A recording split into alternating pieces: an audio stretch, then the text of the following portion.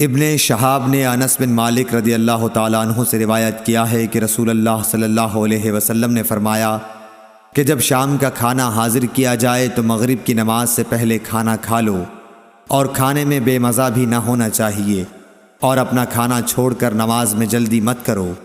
सही बुखारी हदीस नंबर 672।